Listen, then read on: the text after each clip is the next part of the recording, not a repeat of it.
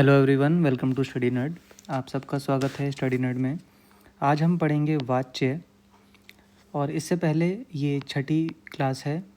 इससे पहले मैं 5 क्लास पढ़ा चुका हूँ। 5 क्लास में आप काफ़ी कुछ पढ़ चुके हैं, जैसे कि संज्ञा, सर्वनाम, विशेषण, क्रिया आदि।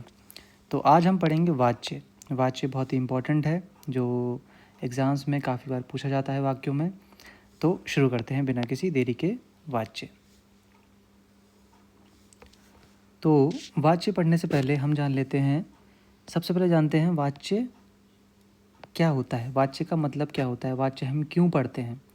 आप कुछ भी पढ़ते हैं, संज्ञा, सर्वनाम, विशेषण, हमें सबसे पहले ये जानना आवश्यक है कि वह चीज़ क्यों पढ़ी जाती है, उसका पढ़ने का कारण क्या है। अगर हम ये समझ गए, अगर हम बेसिक समझ गए, तो फिर हम जब उच्च स्तर पर जाएंगे तो हमें चीज़ें अच्छे से समझ में आएंगी। तो वाच्य होता क्या है, देखिए।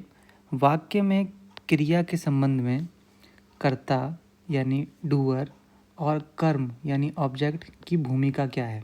मतलब मान लीजिए हमने एक वाक्य लिखा, ठीक है।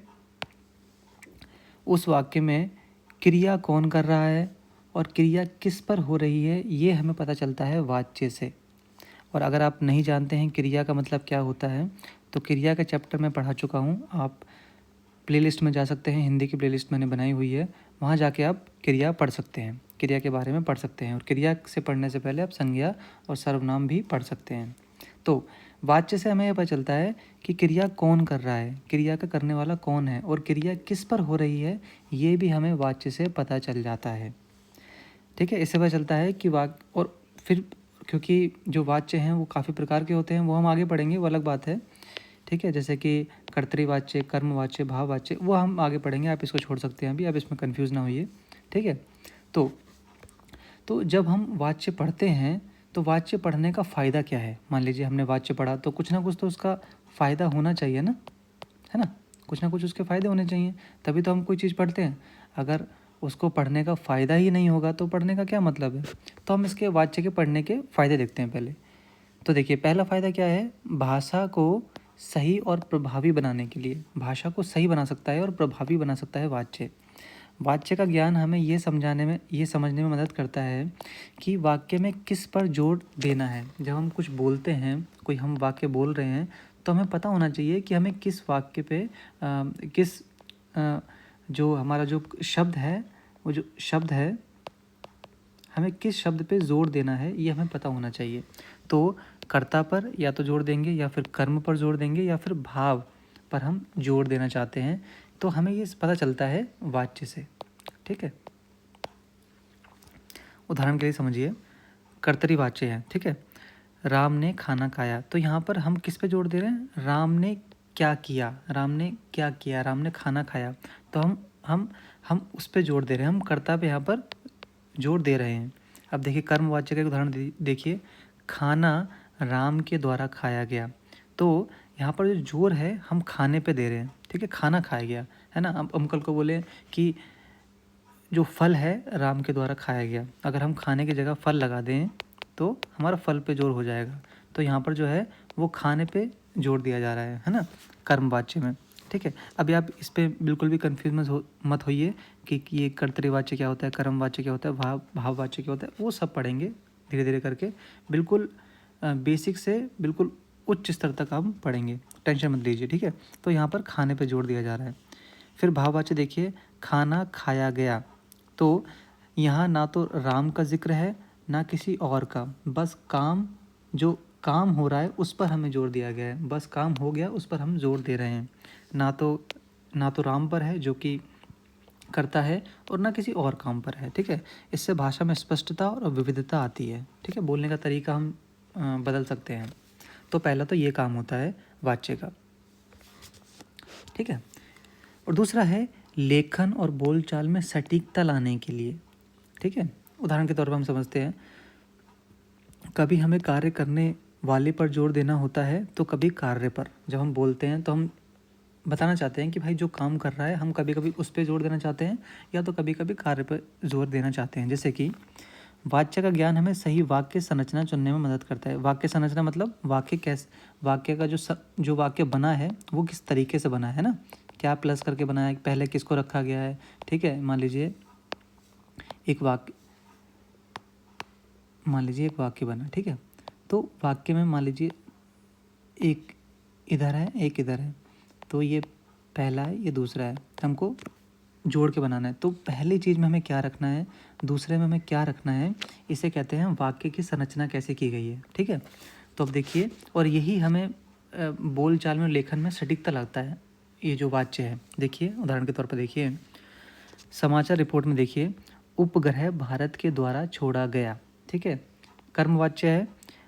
अब इसको भूल जाइए आप, ध्यान कार्य पर है ना कि कौन सा वैज्ञानिक था। हमें हम कार्य, देखिए उपग्रह भारत के द्वारा छोड़ा गया, अब ये तो पता नहीं है कौन सा वैज्ञानिक है, किसके द्वारा छोड़ा गया, लेकिन यहाँ पर हमें जो है हम यहाँ पर कार्य पे जोड़ दे रहे हैं कि हाँ भी उपग्रह छोड़ा गया है। अब दूसरा देखिए, भारत ने उपग्रह छोड़ा, यहाँ पर किस पे जोड़ दिया गया है, भारत पे, है ना। तो हम बोल दें कि उपग्रह भारत के द्वारा छोड़ा गया, तो हम कार्य पे जोर दे रहे हैं यहाँ पर। और यहाँ पर बातचीत में जब हम ऐसे बोलते हैं, ठीक है, हम कर्ता पे जोड़ते हैं, हम बोलते हैं कि भारत, हम बड़े, मान लीजिए कोई भारतीय है ना, हम भारतीय हैं, हम तो हम क्या बोलेंगे, भारत ने उपग्रह छोड़ा है, भाई भारत ने बहुत बड़ा काम किया, बहुत अच्छा काम किया है। तो हम यहाँ पर कर्ता पे जोड़ देना चाहते हैं, यानी हम खाली ये नहीं बोलना चाहते कि उपग्रह भारत द्वारा छोड़ा गया, हम बोलना चाहते हैं भारत ने उपग्रह छोड़ा, तो यहाँ पर हम भारत पे जोड़ देना चाहते हैं। तो ये जो वाच्य है ये हमें किस में जोड़ देता है, लेखन और बोलचाल में सटीकता लाने के लिए काम आता है, ठीक है। तीसरा, अनुवाद और व्याकरण समझने के लिए भी वाच्य बहुत काम आता है, बहुत ज़रूरी है जब ट्रांसलेशन करते हैं। तो क्योंकि मैंने PGDT भी किया हुआ है, ठीक है, post graduation diploma in translation, तो जब हम अनुवाद करते हैं तो अनुवाद करने में भी वाच्य बहुत मददगार साबित होता है। जैसे अंग्रेजी या किसी अन्य भाषा में अनुवाद करते समय वाच्य बहुत ज़रूरी होता है। देखिए, राम एट फूड, कर्तृवाच्य है, ठीक है। Food was eaten by Ram, कर्मवाच्य है। तो अगर वाच्य का ज्ञान नहीं है तो अनुवाद गलत हो जाएगा, है ना। तो हमें पता होना चाहिए कि वाच्य वो कौन सा है। ये कर्तृवाच्य यानी कर्ता पर फोकस है, यहाँ पर राम पे फोकस है, और ये कर्मवाच्य है, यानी अब इस पे यहाँ पर जो कर्मवाच्य मतलब यहाँ पर राम पे फोकस नहीं है, यहाँ पर खाने पे फोकस किया गया, फूड पे, ना कि राम पे। और जो कर्तृवाच्य है उसमें राम पे फोकस किया है कि राम ने खाना खाया है, यहाँ पर खाने पे फोकस है ना। तो ये अनुवाद में हमें बहुत मददगार साबित होता है वाच्य। फिर लास्ट है वाक्य संरचना, सिंटैक्स का ज्ञान बढ़ाने के लिए। वाच्य व्याकरण का वह भाग है जो हमें वाक्य रचना की गहराई सिखाता है। ये हमें बताता है कि भाषा में कर्ता, कर्म और क्रिया का आपसी संबंध कैसे काम करता है ना। तो जैसे कि मैंने बताया कि कभी सेंटेंस हम बनाते हैं तो सेंटेंस में पहले क्या रखना है, फिर दूसरे पे क्या रखना है, तीसरे पे क्या रखना है, कर्ता और कर्म और क्रिया के अनुसार ये रखा जाता है। तो ये वाक्य संरचना में, सिंटैक्स में बहुत फ़ायदेमंद होता है वाच्य।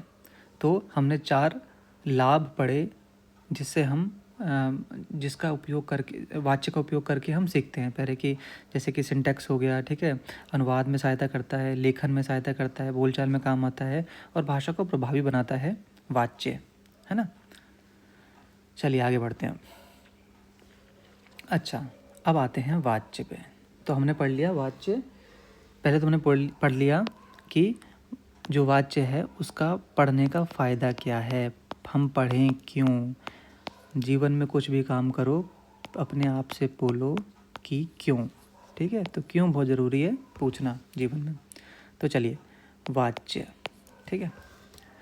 वाक्य में देखिए, वाच्य और वाक्य में कंफ्यूज मत होना, ये वाच्य होता है, ठीक है ना, कर्तृवाच्य, भाववाच्य और कर्मवाच्य।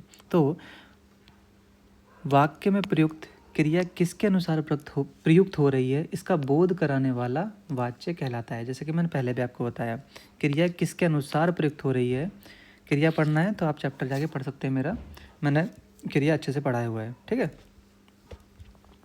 जैसे कि अजय पुस्तक पढ़ता है, कर्तृवाच्य। अजय द्वारा पुस्तक पढ़ी जाती है, कर्मवाच्य। अजय से पढ़ा नहीं जाता, भाववाच्य। अभी कंफ्यूज मत होना कि ये कैसे कैसे हो रहा है, मैं आपको अभी समझाता हूँ, ठीक है।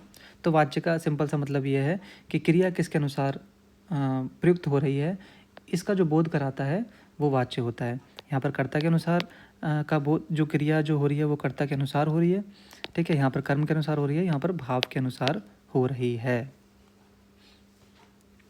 अब वाच्य कितने प्रकार होते हैं? 3 प्रकार होते हैं, कर्तृवाच्य, कर्मवाच्य और भाववाच्य। पहला कर्तृवाच्य, ठीक है। तो पहला आ गया आपका कर्तृवाच्य। अब देखिए नाम से समझ में आ रहा है कि भाई कर्ता पे जोर दिया जा रहा है ना, कर्ता पे जोर दिया जा रहा है। तो जब किसी वाक्य में क्रिया कर्ता के अनुसार प्रयुक्त हो, अर्थात यहाँ पर एक मिनट,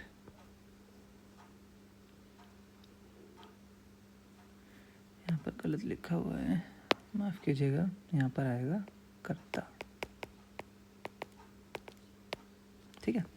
तो अर्थात कर्ता के लिंग और वचन बदलने पर क्रिया के लिंग और वचन भी बदल जाएं तो कर्तृवाच्य कहलाता है। हम उदाहरण से पढ़ेंगे। देखिए, राधा बाग में फूल तोड़ रही है, ठीक है। अगर इस वाक्य में राधा की जगह मैं मोहन लिख दूं तो क्या कोई बदलाव आएगा? देखते हैं। मोहन बाग में फूल तोड़ रहा है, कोई बदलाव आया? तो आप ध्यान से देखेंगे, यहाँ पर रही और यहाँ पर रहा, है ना। तो यहाँ पर क्रिया में बदलाव आ गया ना। जैसे ही हमने लिंग को चेंज किया, या तो हम लिंग चेंज करेंगे या वचन चेंज करेंगे। जैसे ही हमने लिंग को चेंज किया, यानी जो राधा है, राधा से हमने मोहन किया, वैसे ही क्या क्रिया बदल गई। अगर कर्ता के बदलने से क्रिया बदल जाए तो कौन सा वाच्य होगा? वो होगा आपका कर्तृवाच्य। और दूसरा हम उदाहरण देखते हैं। संजय खाना खा रहा है, ठीक है। अभी संजय था, अभी रेखा हो गया, तो हमने लिंग को बदल दिया, रेखा खाना खा रही है, रहा है, तो बदलाव आ गया, है ना। तो ये क्या हो जाएगा? ये हो जाएगा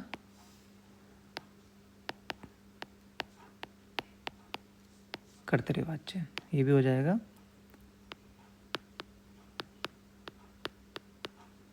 कर्तृवाच्य, ठीक है। तो आपको सिंपल सा मतलब समझना है। अगर कर्ता के बदलने से, है ना, कर्ता के लिंग या वचन बदलने से अगर क्रिया भी बदल रही है तो वो कर्तृवाच्य होगा, अगर कर्ता से, ठीक है। अच्छा, चलिए हम और उदाहरण देखते हैं। देखिए, एक उदाहरण देखिए, भारत ने उपग्रह छोड़ा। अच्छा, एक और बात समझिएगा। जब भी कर्ता के तुरंत बाद ने कारक चिन्ह आए, ने क्या है? एक कारक चिन्ह है ना। ने कारक चिन्ह आए तो वहाँ पर कौन सा वाच्य होगा? वहाँ पर होगा आपका कर्तृवाच्य, ठीक है। और उदाहरण देखिए, तुलसीदास क्या है? कर्ता है। कर्ता के तुरंत बाद कौन सा कारक आ रहा है? ने कारक। तुलसीदास ने रामचरितमानस की रचना की, ठीक है। अंजलि ने पेंसिल तोड़ दी, मुकेश ने गिलास तोड़ दिया, सीता ने पत्र लिखा। तो जितने भी दिख रहा है आपको, कर्ता के तुरंत बाद ने कारक आ रहा है, कर्ता के तुरंत बाद ने कारक आ रहा है, कर्ता के तुरंत बाद ने कारक आ रहा है, तो कौन सा होगा? कर्तृवाच्य होगा, ठीक है। आगे बढ़ते हैं। आशा करता हूँ आपको यहाँ तक समझ में आ गया होगा, कोई भी दिक्कत नहीं आई होगी। अब हम आते हैं कर्मवाच्य पे। पहला हमने कौन सा पढ़ा? कर्तृवाच्य। कर्ता के अनुसार जब कर्ता को, मतलब हम कर्ता के अगर लिंग और वचन बदलते हैं और क्रिया का अगर क्रिया बदल जाती है तो वो कर्तृवाच्य कहलाता है। अब कर्मवाच्य। तो जब किसी वाक्य में प्रयुक्त क्रिया कर्म के अनुसार प्रयुक्त हो, अर्थात कर्म की प्रधानता का बोध हो, कर्मवाच्य कहलाता है। कर्म की प्रधानता होगी उसके अंदर, और जो हमने पहले पढ़ा था उसके अंदर कर्ता की प्रधानता है, ठीक है। अब यहाँ पर क्या होगी? कर्म। कर्म मतलब जो किया जा रहा है। अच्छा, जैसे कि उदाहरण देखते हैं, समझ में आएगा आपको। शशि के द्वारा पुस्तक पढ़ी जाती है। यहाँ पर के द्वारा, ठीक है, सोहन के द्वारा पुस्तक पढ़ी जाती है। तो यहाँ पर करने पे जोर दिया जा रहा है, के द्वारा करने पे जोर दिया जा रहा है ना। तो जब भी के द्वारा देखेंगे तो शशि के द्वारा पुस्तक पढ़ी जाती है, तो कौन सा है? कर्मवाच्य है। सोहन के द्वारा पुस्तक पढ़ी जाती है, तो कौन सा है? कर्मवाच्य है। ठीक है, ध्यान रखेंगे। अभी हम और उदाहरण देखते हैं। किसान के द्वारा फसल काट ली गई, के द्वारा फसल काट ली गई तो कर्मवाच्य। मोनिका के द्वारा फसल काट ली गई, है ना, तो यहाँ पर कर्म पर हम जोर दे रहे हैं। रमेश से पत्र लिखा नहीं जाता, पत्र लिखा नहीं जाता, है ना, लिखा नहीं जाता, तो कौन सा होगा, कर्मवाच्य है। ठीक है, सीता से पत्र लिखा नहीं जाता। ठीक है, और देखिए यहाँ पर देखिए एक ये देखिए रमेश क्या है ना, सीता क्या है, स्त्रीलिंग है, रमेश क्या है, पुल्लिंग है। कुछ भी हमने बदल दिया, लेकिन नहीं जाता बदला नहीं, तो ये कर्तरीवाच्य बिल्कुल नहीं है, ये भाववाच्य है। लिखा नहीं जाता, है ना, लिखना क्या है, लिखना क्या है, एक क्रिया है। ठीक है, लिखना क्या है, एक क्रिया है ना, तो लिखा नहीं जाता जो क्रिया है, इसमें भाव दिखाया जा रहा है ना। रमेश से पत्र लिखा नहीं जाता, सीता से पत्र लिखा नहीं जाता, ठीक है, या फिर के द्वारा, तो कर्मवाच्य है। मैं अभी इसमें शायद आपको थोड़ी सी कन्फ्यूज़न हो रही हो ये कैसा है, लेकिन मैं आपको समझा देता हूँ। अभी एक आपको मैं चीज़ बताऊँगा जिससे आपको पूरा समझ में आ जाएगा इसके अंदर, ध्यान से। मुख्यमंत्री के द्वारा घोषणाएं की गई, तो यानी भाववाच्य। सोनू के द्वारा घोषणाएं की गई, भाववाच्य, के द्वारा, है ना। तो यहाँ पर किस पे जोर दिया जा रहा है, कर्म पर जोर दिया जा रहा है, ना कि कर्ता पे। ठीक है, क्योंकि आप देखिए आप मुख्यमंत्री से सोनू कर लीजिए, सोनू से और भी कुछ कर लीजिए, तो हमेशा की गई होगा, है ना, वो कभी बदलेगा नहीं। पुलिस के द्वारा चोर पकड़ा गया, पुलिस ने चोर पकड़ा, है ना, तो भाववाच्य हो गए, तो है ना, भाववाच्य होगा, कर्मवाच्य होगा, है ना, बिल्कुल गलत, कर्तृवाच्य होगा, है ना। मैं पहले बता चुका हूँ कि कर्ता के तुरंत बाद ने कारक होगा तो कौन सा होगा, कर्तृवाच्य। मैंने बीच में डाल दिया था ताकि आप कंफ्यूज थोड़ा हो जाए। ठीक है, अच्छा, जेठालाल के द्वारा बबीता को फूल दिया गया, तो अब सबसे इम्पॉर्टेंट कर्मवाच्य में इम्पॉर्टेंट क्या है, कर्मवाच्य हमेशा सकर्मक क्रिया का बनता है। ठीक है, अच्छा, सकर्मक क्रिया क्या होती है, मैंने क्रिया चैप्टर में पढ़ा चुका हूँ सकर्मक क्रिया क्या होती है, लेकिन फिर भी यहाँ मुझे पढ़ा देता हूँ मैं कि सकर्मक क्रिया वो क्रिया होती है जिसमें कर्म होता है। अगर कर्म नहीं होगा तो वो अकर्मक क्रिया होगी। अब देखिए, ध्यान से देखिए, जेठालाल के द्वारा बबीता को फूल दिया गया। कोई भी सेंटेंस होता है ना, कोई भी वाक्य होता है, देखिए जेठालाल के द्वारा बबीता को फूल दिया गया, तो फूल किसको दिया गया, बबीता को, तो ये क्या है, ये कर्म है। ठीक है, तो बबीता, अगर यहाँ से मैं बबीता हटा दूँ तो ये बन जाएगी अकर्मक क्रिया, जेठालाल के द्वारा फूल दिया गया। ठीक है, जेठालाल के द्वारा फूल दिया गया, तो यहाँ पर कभी भी ये कर्मवाच्य नहीं बन पाएगा, क्योंकि इसके अंदर सकर्मक क्रिया नहीं है, अकर्मक क्रिया हो जाएगी। तो इसी कारण हमें कर्म चाहिए होगा, तभी बन पाएगी वो सकर्मक क्रिया, और तभी वो बन पाएगा कर्मवाच्य। ठीक है, तो यानी ये इसलिए कर्मवाच्य है क्योंकि इसमें सकर्मक क्रिया है। और भी देखिए, जैसे कि सीता से पत्र लिखा नहीं जाता, अगर मैं यहाँ पर पत्र को काट दूँ तो यह कर्मक क्रिया हो जाएगी, और अकर्मक क्रिया हो जाएगी तो ये कर्मवाच्य नहीं रहेगा। ठीक है, तो अगर हमें कर्मवाच्य चाहिए तो क्रिया कौन सी होनी चाहिए, सकर्मक क्रिया। क्रिया पढ़ने के लिए आप मेरा चैप्टर देख सकते हैं, मैंने पढ़ा रखा है क्रिया, उसमें से पढ़ सकते हैं। ठीक है, इसमें भी देखिए, यहाँ पर ये कर्म है, यहाँ पर ये कर्म है, यहाँ पर ये कर्म है। ठीक है, ठीक है, यहाँ पर ये कर्म है। ठीक है, कर्म है, तो वह बहुत ज़रूरी है। तो ये चीज़ आप हमेशा याद रखेंगे, ये कोई भूलेंगे नहीं, और आपके एग्ज़ाम में कभी गलती आपसे होगी नहीं। ओके, तो भाई आज के लिए ये था वाच्य। तो हमने अभी कितना पढ़ लिया, हमने पढ़ चुके हैं, देखते हैं, हमने पढ़ लिया है 2। एक तो पढ़ लिया हमने कर्तृवाच्य और कर्मवाच्य। हम फिर लास्ट में पढ़ेंगे हम भाववाच्य, और हम कुछ इंपॉर्टेंट पॉइंट देखेंगे कि आपको तुरंत आप कैसे जान पाएंगे कर्तृवाच्य, कर्मवाच्य या फिर भाववाच्य। तुरंत आप जो एग्ज़ाम में तुरंत आप टिक लगा देंगे, बिल्कुल आंसर आपका बिल्कुल सही होगा। हम कुछ रूल्स जानेंगे, ठीक है, जो अगली क्लास होगी। तो भाई अगली क्लास की वेट करना, जल्दी से क्लास लेके आ जाऊँगा। तब तक के लिए आप इस वीडियो को लाइक करो, चैनल को सब्सक्राइब करो, ताकि मैं और वीडियो लाता रहूँ। तब तक के लिए गुड बाय।